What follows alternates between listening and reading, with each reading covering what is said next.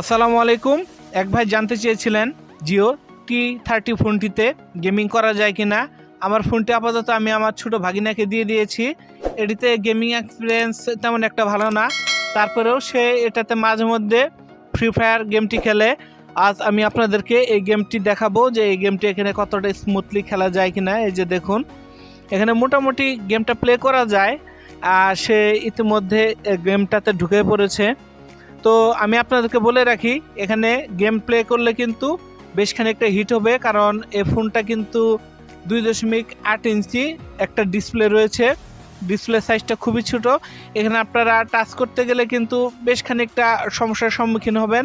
আর এখানে বলে রাখা ভালো, এখানে কিন্তু ফ্রি ফায়ার গেমটা যখন আপনারা খেলবেন, এখানে কিন্তু বাটন কিন্তু ব্যবহার একদমই করতে পারবেন না। সো এই কথাটা আপনাদেরকে মাথায় রাখতে হবে। এখানে আপনারা যখন অ্যাকশন মুভমেন্টে যাবেন কিংবা আপনারা যখন অ্যাটাকে যাবেন, তখন কিন্তু ঠিক সেভাবে আপনারা কিন্তু অ্যাটাক করতে পারবেন না। এখানে আপনাদের শত্রুপক্ষ যে কোনো সময় আপনাদেরকে অ্যাটাক করে দিতে পারে।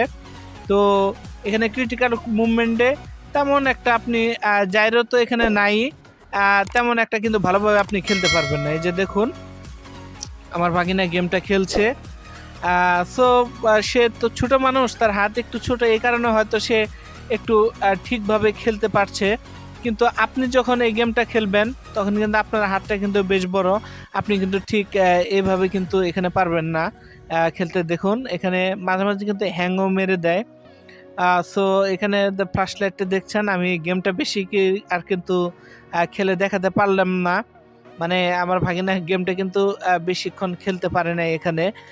সো আপনাদেরকে এই কথাটা মাথায় রাখতে হবে, এটাতে যখন আপনারা গেম খেলবেন ঠিক সেভাবে গেম ওইভাবে কিন্তু ভালো একটা ব্যাটারি এক্সপিরিয়েন্স পাবেন না।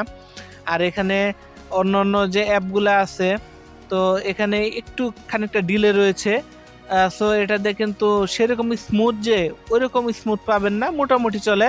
সো আজকের ভিডিও এ পর্যন্তই। আমাদের নতুন ভিডিও দেখার জন্য আমাদের সাথে থাকবেন। আল্লাহ হাফিজ।